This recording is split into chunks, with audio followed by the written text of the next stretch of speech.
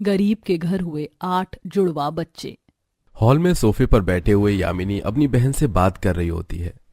यामिनी, रिश्ता बिल्कुल भी काटने लायक नहीं है। लड़की देखने में खूब सुंदर और पढ़ी लिखी भी है। यश के साथ उसकी जोड़ी खूब जचेगी और वैसे भी शादी विवाह उम्र से ही सही लगते हैं। क्या पता इस साल बेटे की शादी कर देगी तो अगले साल तक गोद में पोता खिलाएगी। आपके मुंह में घी शक्कर जीजी, मेरा भी अब दादी बनने की मनसा हो रही है। आप मुझे लड़की की फोटो व्हाट्सएप करवा दीजिए, रखती हूँ। इतना कहकर यामिनी फोन रख देती है। तभी पति हर्ष अंदर आते हैं। घर काफी आलीशान था। घर में हर सुख सहूलियत, नौकर चाकर लगे हुए थे। क्या बात है, आज तो आप बड़ी खुश लग रही हैं यामिनी जी। हाजी, बात ही खुशी की है। मेरी बहन गायत्री ने हमारे यश के लिए एक लड़की देखी। मैंने तो देख ली फोटो, मुझे लड़की पसंद है तो कह दिया शादी की बात आगे बढ़ाने को। अगर यामिनी जी, एक बार आपको यश से भी पूछना चाहिए। कहीं ऐसा ना हो कि उसकी जिंदगी से पहले से ही कोई और हो। जमाना बदल चुका है। आजकल के जनरेशन में बच्चे अपना जीवन साथी पहले ही चुन लेते हैं। अजी, ऐसा कुछ नहीं होगा। मैं मेरे यश को अच्छे से जानती हूँ। उसके लिए उसकी माँ की बातें पत्थर की लकीर हैं। वो मेरी बात नहीं काटेगा। मुझे पता है कि मुझे मेरे बेटे को कैसे राजी करना है, इसीलिए आज मैं सब कुछ उसके मनपसंद का बनाऊंगी। कुछ देर में यामिनी अपने बड़े बेटे की पसंद का खाना बनाकर अपने हाथों से परोसती है। क्या बात है माँ, आज तो आपने सारा खाना यश भैया की मनपसंद का बनाया है। पर आज तो भाई का बर्थडे भी नहीं है। नितिन, तू चुपचाप से खाना खा ले। यश बेटा, तू ये आलू गोभी ट्राई कर और तेरी मनपसंद की मटर पनीर भी बनाई है। ये भी चेक कर, बता कैसा बना है। मैंने मीठा भी बना रखा है, लेकर आती हूँ। माँ, आप यहाँ बैठ जाइए। अरे मैं मेहमान थोड़ी हूँ जो आप इस तरीके से मेरी खातिरदारी कर रही हैं। अरे बेटा, मैं रसोई से अभी रसमलाई लेकर आ रही हूँ। माँ, आप बैठ जाइए। मीठा महेश भैया ले आएंगे। मम्मी, अब ज्यादा सस्पेंस क्रिएट मत कीजिए, जल्दी से बताइए ना। यश बेटा, तेरी गायत्री मौसी ने तेरे लिए एक लड़की बताई है। लड़की पढ़ी लिखी है और देखने में भी खूब सुंदर है। मेरी भी इच्छा है कि तू अब अपना घर बसा ले। शादी विवाह उम्र से सही लगते हैं ताकि परिवार समय से शुरू हो सके। और वैसे भी इस खानदान को चलाने वाला चिराग तो चाहिए। यामिनी के शादी की बात करने पर यश के चेहरे पर असहजता देखकर हर्ष टोकता है। यामिनी जी, मेरे ख्याल से अभी यश शादी के लिए तैयार नहीं है, तो इस बात को यहीं खत्म कीजिए। उसे थोड़ा टाइम लेने दीजिए। देखो जी, हम दोनों माँ बेटे के बीच में तुम दखल अंदाजी मत किया करो। तुमको तो बस अपने बिजनेस मीटिंग करने से फुर्सत नहीं, जो घर की जिम्मेदारी को देखो। सुजाता का बेटा हमारे यश की उम्र का है और 2 साल हो गए उसकी शादी हुए। उसका खुद का भी परिवार हो गया। अरे मेरे भी तो कुछ अरमान है। मेरे उम्र की बाकी पड़ोसन पोते पोती खिला रही हैं। हाँ। भगवान, तुम बातों की इस तरीके से खींचतानी क्यों कर रही हो? अरे देखो अपने बेटे का चेहरा। क्या शादी की बात से ये यश तुम्हें खुश दिख रहा है? माँ पापा सही कह रहे हैं। यश भैया को थोड़ा सा टाइम लेने दीजिए सोचने के लिए। इस घर में मेरी तो किसी को कदर ही नहीं पड़ी। पका पकाया थाली में परोस कर खाने को मिल जाता है, बस मेरी खुशी से किसी को क्यों मतलब होगा। इतना कहकर यामिनी रोते हुए कमरे में चली जाती है और एक पुराने से संदूक में से बच्चों के छोटे छोटे से कपड़े निकाल कर देख रही होती है। तभी यश कमरे में आता है। यश देख रहा है, ये सारे के सारे तेरे कपड़े हैं। पता है, ये वाला स्वेटर मैंने अपने हाथों से बुनकर तुझे पहनाया था। आज तक मैंने इन कपड़ों को सहेज कर रखा है ताकि जब तेरे बच्चे होंगे तो उन्हें अपने हाथों से पहनाऊंगी। पर तू अपनी माँ की मनसा को पूरा नहीं करना चाहता है, तो मैं भी अब तुझे शादी के लिए बार बार नहीं बोलूंगी। अच्छा ठीक है माँ, मैं कर लूंगा शादी, पर प्लीज आप इस तरह से रो मत। मैं आपकी आंखों में आंसू नहीं देख सकता। तू सचमुच शादी के लिए तैयार है? तू सोच नहीं सकता बेटा, तेरे इस फैसले से मैं कितना ज्यादा खुश हूँ। तभी यश झिझकते हुए अपनी बात रखता है। माँ, दरअसल मैं एक लड़की को बहुत पसंद करता हूँ। उपासना नाम है। माँ, उपासना बहुत ही सहज और सुलझी हुई लड़की है। आप एक बार उसे मिल लीजिए। मुझे पता है जब आप उसे देखेंगी ना तो आपको पसंद आ जाएगी। यश की बातों को सुनकर यामिनी के चेहरे पर गुस्सा साफ साफ दिख रहा था। यश बेटा, केवल पसंद से शादी के रिश्ते नहीं जुड़ते।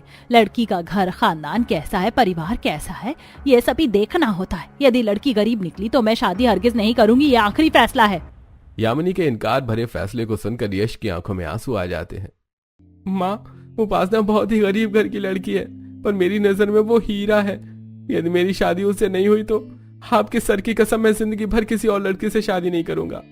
अपना फैसला सुनाकर यश आंखों में आंसू लिए कमरे से चला जाता है। तभी हर्ष, जो कमरे के बाहर दरवाजे पर खड़ा था, अंदर आता है। अरे भाग्यवान, तुम इतनी कठोर दिल कैसे हो सकती हो? क्या हुआ जो लड़की गरीब है? शादी के बाद उसका नाम हमारे घर खानदान से जुड़ जाएगा। वैसे भी शादी के बाद एक लड़की का असली घर उसका ससुराल होता है।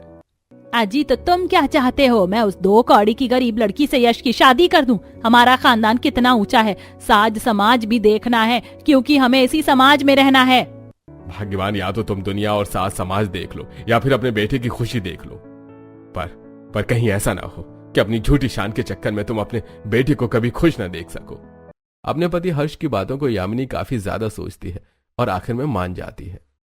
अगले दिन यामिनी अपने बेटे के कमरे में जाते हुए, यश बेटा, अंदर आ सकती हूँ? हाँ आइए ना माँ।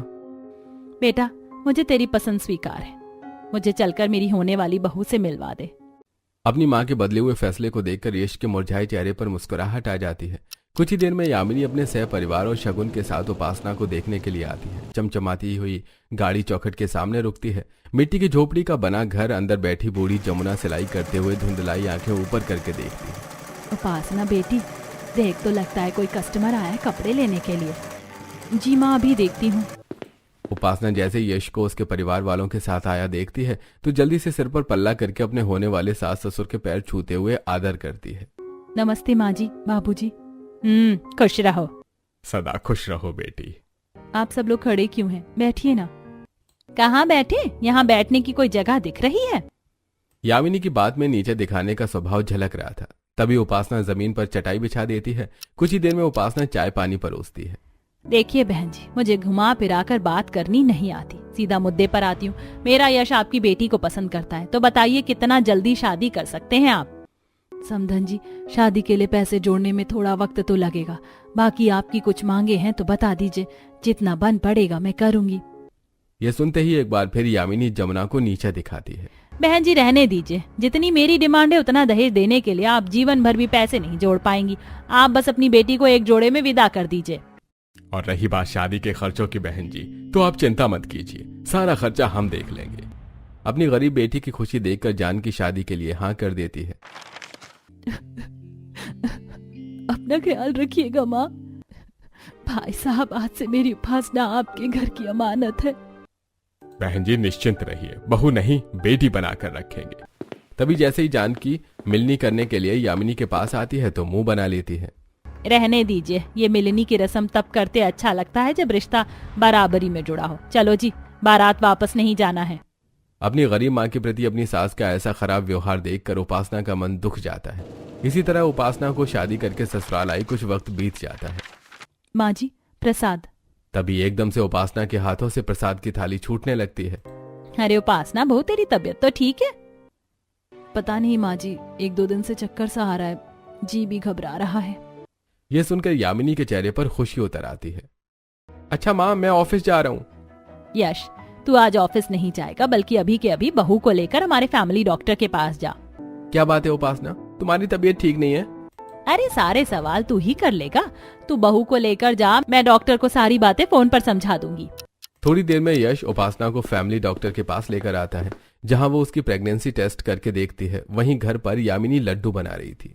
उपासना बहू को पिस्ता के लड्डू पसंद है, अच्छे से घी भरकर बनाती हूँ। महेश, आज सारा खाना मेरी बहू की पसंद का बनना चाहिए। आखिरकार मेरी बहू इस खानदान को इतनी बड़ी खुशखबरी देने जा रही है। जी मालकिन, आपने जो जो बनाने के लिए बोला था बन रहा है। दूसरी तरफ हॉस्पिटल में कुछ देर बाद। क्या हुआ डॉक्टर? मेरी रिपोर्ट में सब कुछ ठीक तो है? आई एम सॉरी मिसेस यश सिंधिया, मुझे बड़े दुख के साथ कहना पड़ रहा है, लेकिन आप इन फ्यूचर कभी मां नहीं बन सकती, क्योंकि आपके फैल्लोपियन ट्यूब में मां बनने की क्वालिटी नहीं है। डॉक्टर की बात सुनकर उपासना को बड़ा धक्का सा लगता है। उसकी आंखों से गिरते आंसू थमने का नाम नहीं ले रहे थे। डॉक्टर साहब, ऐसा कैसे हो सकता है? यश जी देखिए ना, डॉक्टर साहब क्या कह रही है। उपासना, खुद को संभालो, चलो घर चलते हैं। टूटे हुए मन के साथ दोनों घर आते हैं। यामिनी हाथों में लड्डू लेके खड़ी थी। यश, तू आ गया? क्या आया रिपोर्ट में? मैं दादी बनने वाली हूँ ना। ले बहू, लड्डू खा। उपासना छलकते आंसुओं से अपनी सास को देखकर फूट फूट कर रोने लगती है। बहू, तू रो क्यों रही है? यश, क्या कहा डॉक्टर ने? तुम दोनों में से मुझे कोई कुछ बताएगा? माँ, डॉक्टर ने कहा है कि उपासना कभी माँ नहीं बन सकती, ये सुनकर यामिनी के हाथों से लड्डू से सजी थाली जमीन पर गिर जाती है और वो गुस्से में अपनी गरीब बहू को कोसने लगती है। अरे जब ये दो कौड़ी की गरीब इस खानदान को औलाद नहीं दे सकती तो ये कलंक इस घर में रहकर क्या करेगी। अरे ऐसी औरतें श्राप हैं इस घर आने के लिए, निकल मेरे घर से। यामिनी कठोरता से बेचारी गरीब बहू को बाल नोचते हुए खींचने लगती है। माँ जी मुझे छोड़ दीजिए। अरे यामिनी तुम क्या कर रही हो? अरे इतनी निर्दयी कब से हो गई तुम? हाँ बन गई हूँ मैं निर्दयी हूँ। इस निसंतान बहू से मुझे कोई मोह नहीं है। अब मुझे ये एक आंख नहीं जच रही, कह दो इसे मेरी नजर से दूर हो जाए। इसी तरह से कुछ वक्त बीत जाता है। यामिनी उपासना के हाथों का खाना पीना बंद कर देती है। माँ जी थोड़ा सा खाना खा लीजिए, आपने 2 दिन से कुछ भी नहीं खाया। अपनी गरीब बहू को खाना लाया देखकर यामिनी उसे गुस्से से घूरती है। तेरी हिम्मत कैसे पड़ गई अपनी बांझ शक्ल लेकर मेरे आगे आने की। माँ जी आप थोड़ा सा खाना खा लीजिए, मैं चली जाऊंगी। सब कुछ आपकी मनपसंद का बनाया है। गुस्से में भरकर यामिनी खाना पलट देती है। तो जैसी बांझ बहू का बनाया खाने से अच्छा है मैं जहर खाना पसंद करूंगी। बिल्कुल गर्म खाना होने के चलते उपासना का हाथ जलकर छाले पड़ जाते हैं। रात में उपासना ये तुम्हारा हाथ कैसे जल गया? यश जी वो खाना बनाते वक्त जल गया था। देखते देखते 2 साल गुजर जाते हैं। एक दिन पड़ोसन विद्यावती मिठाई लेकर यामिनी के घर आती है। ये लो यामिनी बहन लड्डू खाओ, मेरी बहू के बच्चा होने वाला है। यह सुनकर यामिनी का मुंह उतर जाता है। बहुत बहुत बधाई हो बहन। देख लो बहन 2 महीने के अंदर अंदर मेरी बहू ने खुशखबरी सुना दी और तुम्हारी बहू को तो शादी करके आए 2 साल हो गए, अभी तक बच्चा नहीं किया। वैसे बुरा मत मानना लेकिन मुझे सुनने में आया कि तुम्हारी बहू माँ नहीं बन सकती, सच बात है क्या? विद्यावती को चुटकी लेते देखकर यामिनी गुस्से से आग बबूला हो जाती है। देखो बहन ये मेरे परिवार का मसला है, समझ गई? और मुझे तो ये समझ में नहीं आता लोगों के पास कितना समय है जो दूसरों के घर में क्या चल रहा है क्या नहीं, जो सुनने के लिए कान खड़े किए रहते हैं। अरे तो तुम मुझको क्यों गुस्सा दिखा रही हो? ये तो वही बात हो गई नेकी कर दरिया में डाल। मैं तो बस तुम्हें यही बोलूंगी कि अगर बड़े बेटे को बच्चा नहीं हो रहा तो वक्त मत गवाओ, बल्कि अपने छोटे बेटे की शादी कर दो। अब तुम्हारा छोटा लड़का भी शादी के लायक हो गया है, उसकी शादी करवा दो। दूसरी बहू आएगी तो वो तुम्हारे घर को बच्चा दे देगी। इतना कहकर विद्यावती चली जाती है, लेकिन यामिनी के दिमाग में अब उसकी बातें घूमने लगती हैं, जिसे अब कुछ दिनों में अब अपने छोटे बेटे के लिए नताशा नाम की अमीर घर की लड़की से शादी करवाकर बहू बनाकर ले आती है। अमीर घर से होने की वजह से नताशा का नेचर बहुत ही ज्यादा घमंडी था। देखते ही देखते उसकी शादी को 1 हफ्ता हो जाता है। जेठानी जी मेरी कॉफी कहाँ है? बस लाई नताशा 2 मिनट। जल्दी जल्दी कप में कॉफी डालते हुए गर्म कॉफी उपासना के हाथ पर छलक जाती है। ये लो नताशा तुम्हारी कॉफी विदाउट शुगर वाली। जेठानी जी आप मेरी कॉफी 10 मिनट लेट लेकर आई हैं।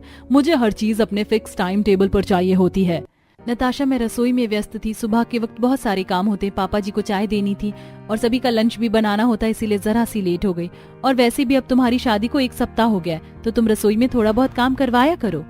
उपासना अभी ऐसा कह रही होती है कि तभी कमरे में यामिनी को आते देखकर नताशा चालाकी से बात को बदलते हुए रोने का नाटक शुरू करती है।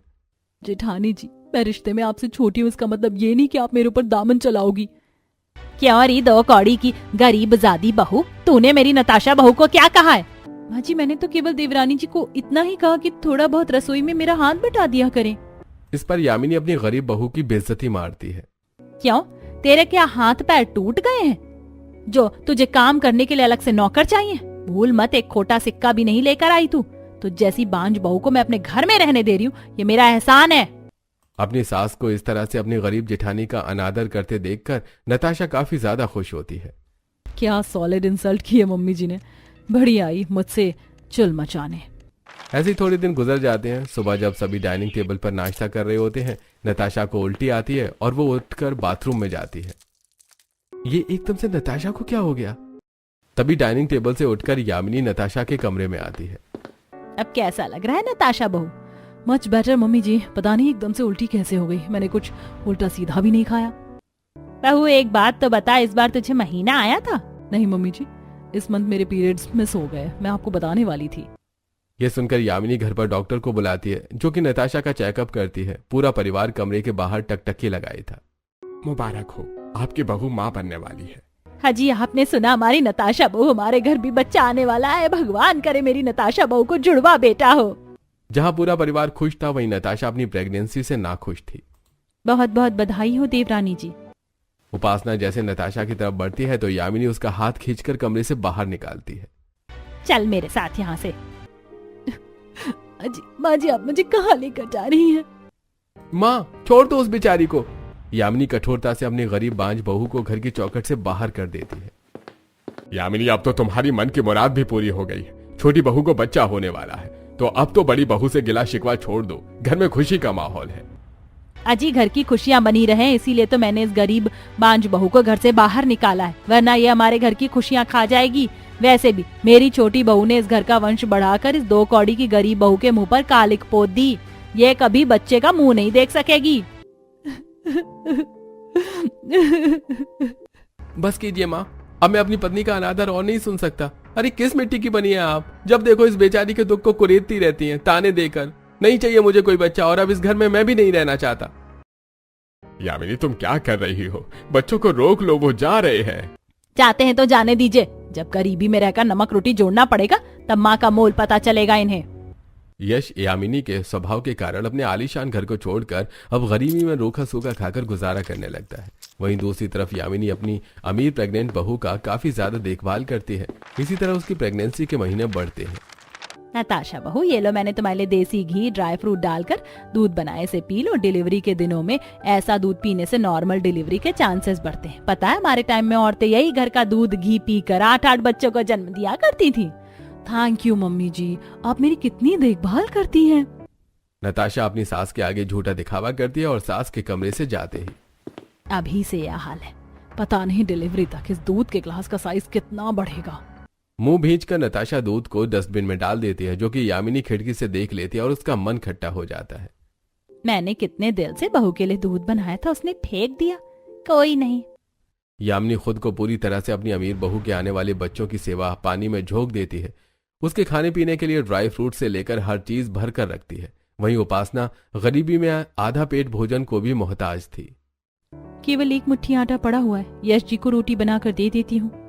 कम आटा देखकर उपासना रोटी बनाती है। यश जी खाना खा लीजिए। उपासना, लाओ आज एक साथ खाना खाते हैं। यश जी मैंने तो कब का खा लिया, आप खा लीजिए, मेरा पेट भर गया है। यश की आंखों में आंसू छलक जाते हैं। उपासना, झूठ क्यों बोलती हो? मैंने देख लिया, आटा नहीं था। आओ खा लो। दोनों थोड़े से एक दूसरे को कौर बनाकर खिलाते हैं। तभी उपासना को एकदम से उल्टी आती है।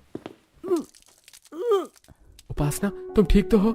यश जी 2-4 दिनों से मुझे काफी उल्टी हो रही है, मुझे लगता है मेरे पैर भारी हैं। उपासना की आंखों में फिर दोबारा बच्चे की आस जगती है।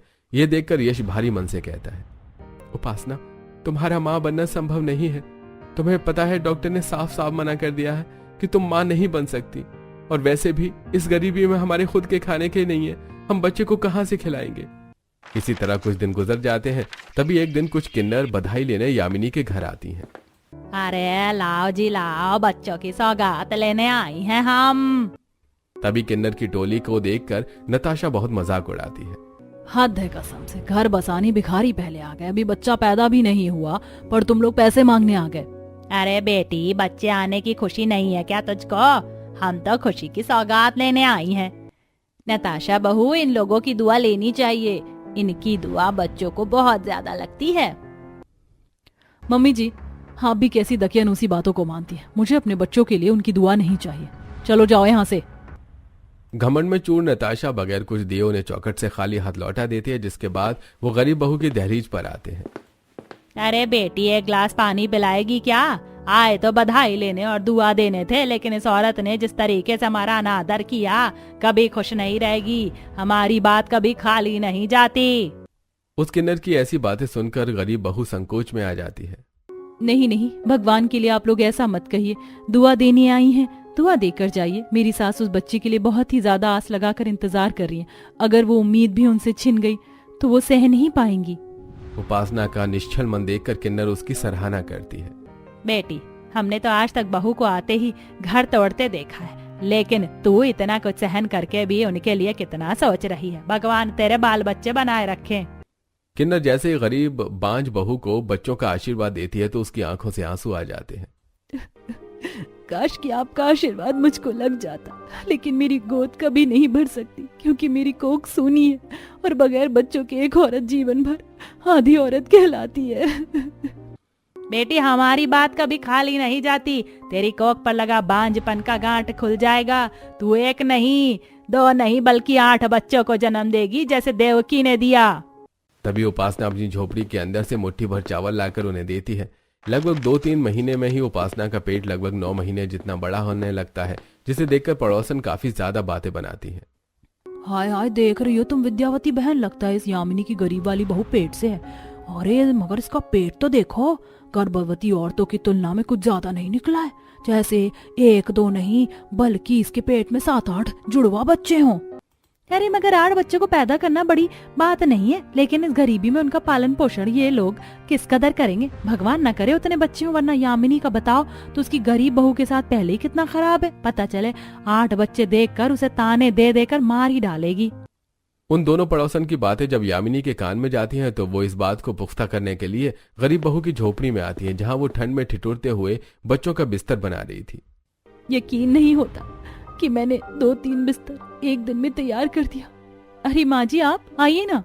यामिनी आंखें जमाकर अपनी गरीब बहू के पेट को देखती है और बिना एक शब्द बोले मुंह मोड़ कर चली जाती है। कुछ दिनों में नताशा सिजेरियन डिलीवरी से बच्चे का जन्म देती है। तभी यामिनी हाथों में कुछ पुराने कपड़े बच्चे को पहनाने के लिए लेकर आती है। अरे अरे मेरे राज दुलारा, देखो दादी कपड़े लेकर आई हैं। पुराने कपड़े देखकर नताशा पहनाने से मना कर देती है। 1 मिनट मम्मी जी, आप एक ऐसे फटीचर से कपड़े मेरे बच्चों को पहनाने वाली हैं? नताशा बहू, ये नितिन के कपड़े मैंने सालों से सहेज कर रखे हुए थे। मेरी इच्छा थी उसके बच्चे उसके कपड़े पहने। नो वे मम्मी जी, अरे मेरा बच्चा पुराने कपड़े नहीं पहनेगा। मैं बच्चों के लिए कपड़े कैरी करके लेकर आई हूँ। मेरे उस बैग में कपड़े रखे हुए। नर्स, आप प्लीज मेरे बच्चों को कपड़े पहना दीजिए। नर्स यामिनी की गोद से बच्चा लेकर उसे नए कपड़े पहना देती है। लगभग 2-3 दिनों में डिस्चार्ज होकर अब नताशा घर आती है। लल्ला लल्ला लोरी, दूध की कटोरी। अरे मेरा प्यारा पोता, दादी के हाथों से मालिश करके देखना, मैं तुझे 1 महीने में कैसे हट्टा कट्टा कर दूंगी। तभी नताशा कमरे से बाहर आती है और यामिनी को अपने बच्चे की मालिश करते देखकर उसे छीन लेती है। मम्मी जी, आप में जरा सी भी सेंस नाम की चीज नहीं है। आप मेरे बच्चे को ये कैसे तेल से मालिश कर रही हैं? अगर उसे रैशेस हो गया तो? बहू, मैंने ये तेल खुद अपने हाथ से बनाई, बिल्कुल भी नुकसान या खराबी नहीं करेगा। जब नितिन पैदा हुआ था तो मैं उसकी भी मालिश यूं ही किया करती थी। मम्मी जी, ये आपका जमाना नहीं, बच्चों की स्किन सेंसिटिव होती है। अगर आपको मालिश करने का इतना ही मन है तो थोड़े दिनों में आपकी गरीब बहू के बच्चा होने वाला है, उसकी मालिश करके अपनी इच्छा पूरी कर लेना। मैंने अपने बच्चे के लिए बेबी केयर टेकर लगवा लिया है, अब वही मेरे बच्चे का ख्याल रखेगी। इतना कहकर नताशा अपना बच्चा लेकर चली जाती है। अंदर ही अंदर यामिनी अपनी गरीब बहू से किए गए बर्ताव के लिए अफसोस खा रही होती है। अब उपासना को 9वां महीना चढ़ जाता है, लेकिन भारी पेट में भी वो सारा काम खुद ही करती है और देखते ही देखते उस गरीब बहू के घर 8 बच्चे जन्म लेते हैं। पड़ोस वाले सभी लोग उपासना को आकर देख जाते हैं। देख लो भाग्यवान, तुम जिस बहू को बांझ बोलते नहीं थकती थी, भगवान ने भी उसका दुख देखकर उसके कलंक को दूर करके उसके चेहरे पर उजाला चमका दिया और हमारी बड़ी बहू ने इस खानदान को 8 जुड़वा बच्चे दिए हैं। चलोगी नहीं देखने? यामिनी रोते हुए अपने पति की ओर देखती है। जी, मैंने उसके साथ इस कदर बुरा किया कि मैं कौन सा मुंह लेकर जाऊं। अंत में यामिनी अपने गरीब बहू के चौखट पर आती है, जहां घनघोर ठंड में उसकी गरीब बहू और 8 बच्चे बिस्तर के अभाव में ठंड से ठिठुर रहे थे, जिसे देखकर उसका कलेजा रो जाता है। माँ जी, आइए ना। अरे बहू, लेटी रह, अभी तेरा शरीर कच्चा है, ऐसे में आराम की जरूरत होती है। जैसे ही यामिनी अपनी गोद में अपने पोते पोती को उठाकर खिलाती है कि आंखों में खुशी के आंसू आ जाते हैं। चल बहू, अपने घर चल। अजी कह दो इसे, मैं यहाँ अपनी बहू और पोते पोती को लेने आई हूँ। यश अपनी माँ से गले लगकर बहुत रोता है। आखिर में यामिनी अपनी गरीब बहू और 8 बच्चों को घर ले जाती है।